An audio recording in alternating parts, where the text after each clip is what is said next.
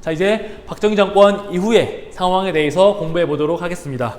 일단은 11.6 사태로 인해서 박정희가 죽고 나서 이제 정말 민주화된 세상이 오겠다라고 많은 시민들이, 많은 국민들이 기대하게 됩니다.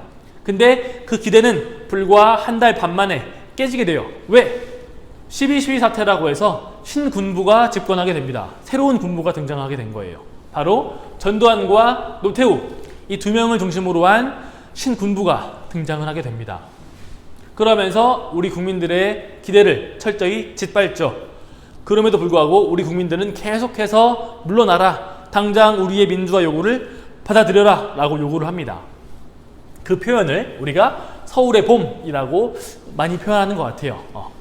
새로운 해에 봄이 찾아왔는데 이때 그런 민주화 요구라든지 아니면 신군부의 퇴진 이런 요구들을 해서 그렇게 이름을 붙인 것 같습니다.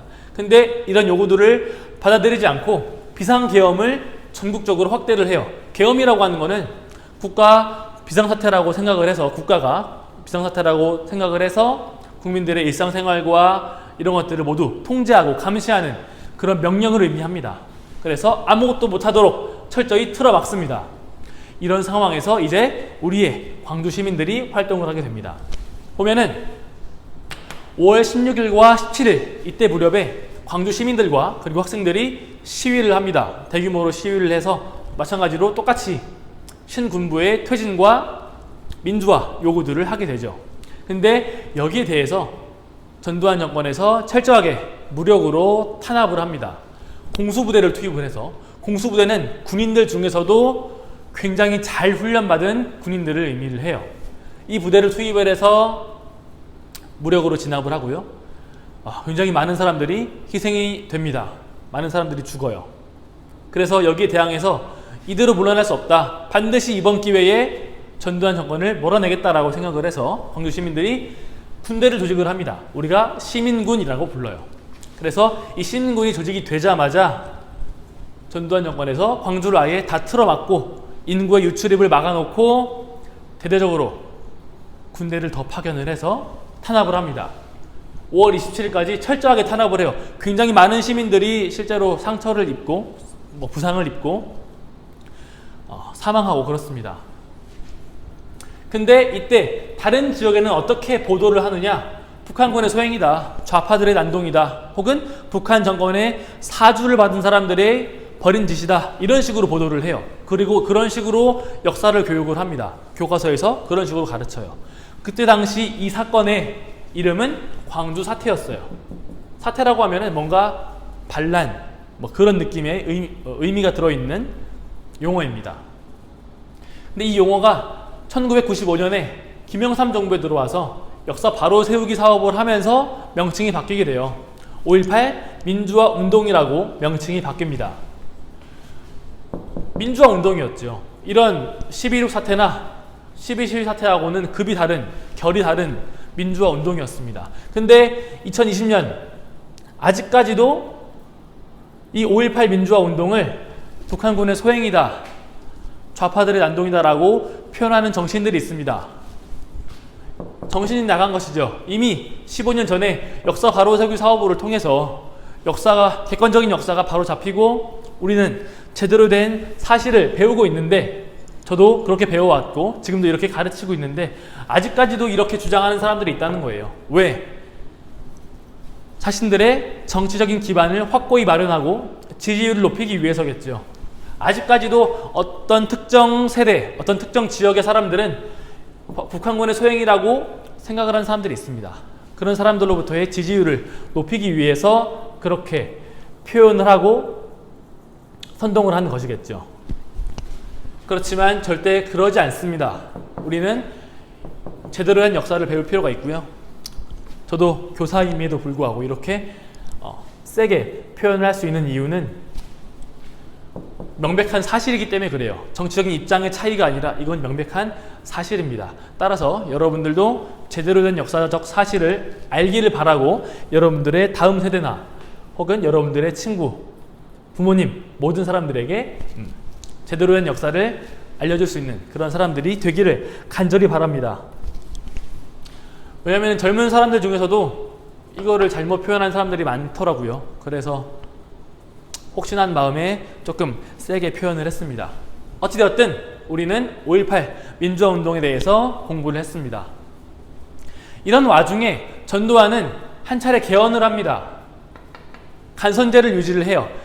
유신체제의 그 시스템을 그대로 유지를 하는데 어떤 것들을 바꾸느냐?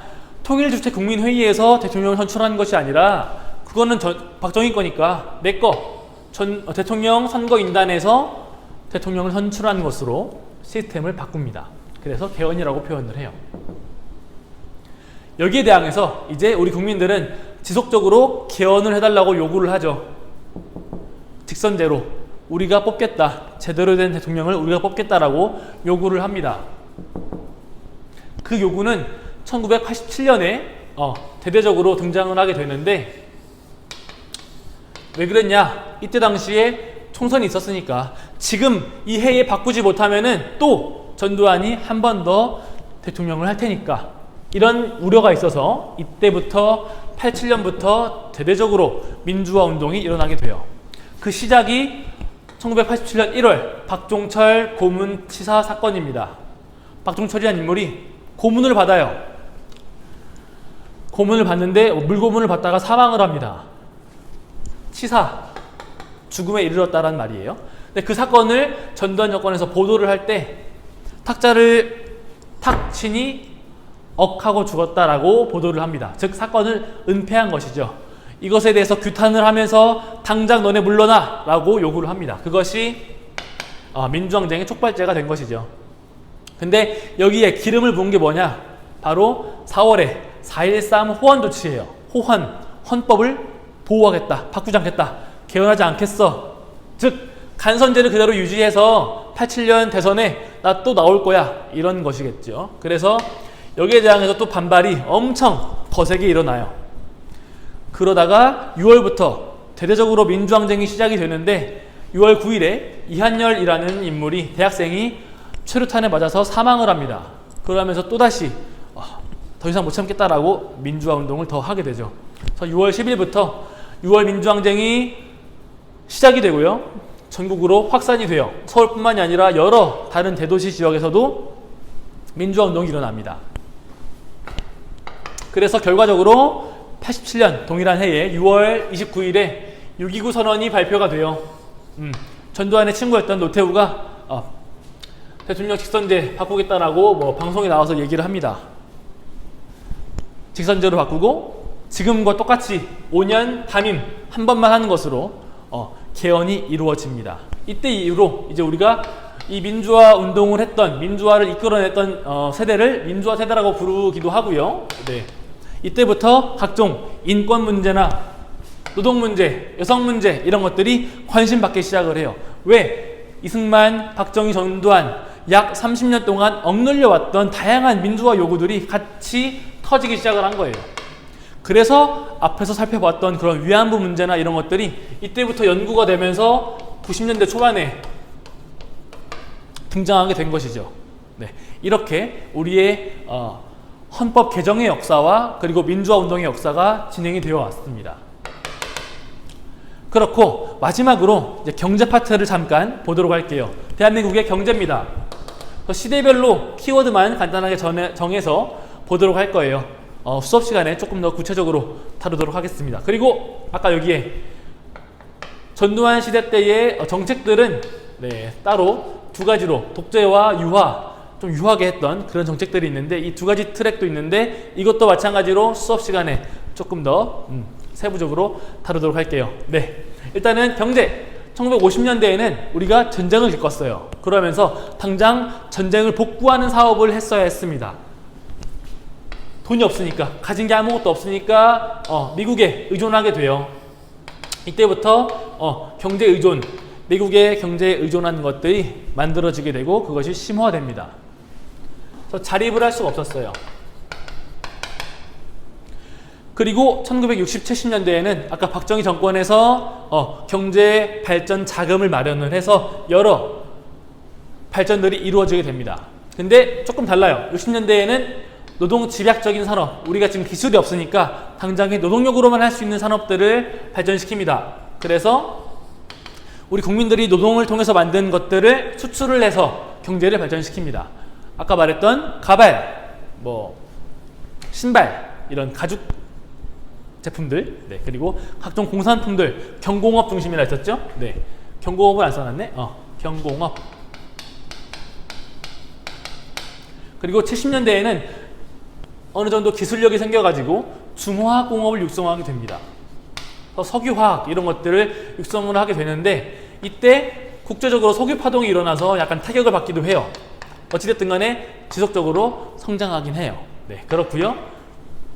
이제 이때를 평가할 때, 박정희 정권을 평가할 때 빛과 그늘이라고 보통 표현을 합니다. 경제 성장의 빛. 빛은 뭐겠어요? 한강의 기적이라고 부르는 경제 성장 속도가 아주 빨랐다. 그래서 절대적인 빈곤에서 벗어나서 그래도 밥은 먹고 살 수 있는 그런 사회가 되었다라고 우리가 말을 합니다. 그렇지만 한편으로는 빈부격차가 발생하게 돼요. 여전히 못 사는 사람들이 생겨납니다. 서울에서도 잘 사는 사람들, 그리고 한켠에서는 달동네, 정말 판자촌 이런 것들이 생겨나면서 판잣집에서 사는 사람들이 생겨나게 돼요. 양극화 문제가 발생하게 되죠. 이 문제는 이때 만들어져서 지금까지도 진행 중에 있습니다. 해결되지 못하고 있어요. 오히려 더욱더 심화되고 있다고 표현도 합니다. 그리고 노동자들의 문제, 노동 문제가 발생하게 되는데요. 이 경제 성장의 속도를 가능하게 했던 것은 바로 기업 중심의 경제 구조에 있습니다. 대기업들이 성장을 해요. 언급을 하면 안 되겠지.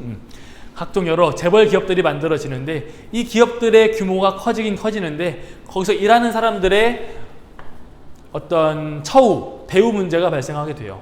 장시간 노동을 하고 또 돈을 별로 안 주는 그런 문제가 발생을 했습니다. 즉, 이 대한민국의 경제 성장은 이런 대기업들이나 이런 것들, 정치인들의 이런 노력들이 아니라 다 우리 부모님 세대의 피와 땀의 흔적입니다. 우리가 그것들을 반드시 알고 있어야 돼요. 그분들이 덜 받고 덜 쉬고 덜 놀고 그랬기 때문에 우리가 지금 이렇게 조금 더 나은 세상에 살 수 있었다는 것이에요.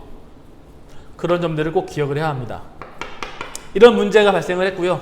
아직까지도 진행 중입니다. 해결을 해야 할 문제들이고요. 어쨌든 박정희 정권을 평가할 때는 이 두 가지로 평가할 수가 있어요. 빛과 그늘이라고 하는 것. 어떤 이들은 이런 것들을 좀 더 중시 여기기도 하고요. 어떤 이들은 이런 쪽에 조금 더 신경을 쓰기도 합니다. 둘 다 중요하고 둘 다 장단점이 있고 그렇습니다. 괜찮은 지도자는 이 두 가지를 잘 조화롭게 해나가는 것이겠죠. 시대에 따라서. 네. 그렇고요. 이 시대가 지나고 나서 80년대가 되면은 초반에 삼저 호황이라고 해서 굉장히 땡스가 와요. 땡큐.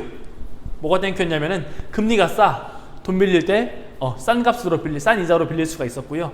달러도 싸. 국제적으로 통용되는 화폐가 달러였는데 달러가 싸니까 우리 돈의 가치가 상대적으로 높아져요. 수출을 할 때도 좋아요. 비싼 가격에 팔 수 있어요. 그런 좋은 시기가 있었고요. 심지어 기름도 쌌어요. 그래서 기름을 수입을 할 때 싼 가격에 수입을 할 수가 있었습니다. 이런 여러 국제적인 흐름 때문에 경제가 성장할 수 있었고요. 첨단 산업이 이때 발전하게 됩니다. 자동차, 조선, 배 만드는 거, 그 조선 아니야. 그리고 반도체 이런 산업들이 발전을 하게 되면서 우리 지금까지도 여러 기업들이 있죠. 네. 그 기업들을 중심으로 산업이 발전해 왔습니다. 이렇게 우리가 현대사 부분을 쭉 살펴보았습니다. 굉장히 힘들죠? 네. 지금 제가 제일 힘든 것 같아요. 네. 다음 주에 수업을 할 때 마지막으로 총정리를 한 번 더 할 겁니다. 그러기 전에 여러분들 꼭 기본적인 암기 같은 것들을 해와야 잘 따라올 수 있겠죠. 35분 동안 총 150년을 해야 돼요. 여러분들 잘 복습해 오길 바랍니다. 고생 많았습니다.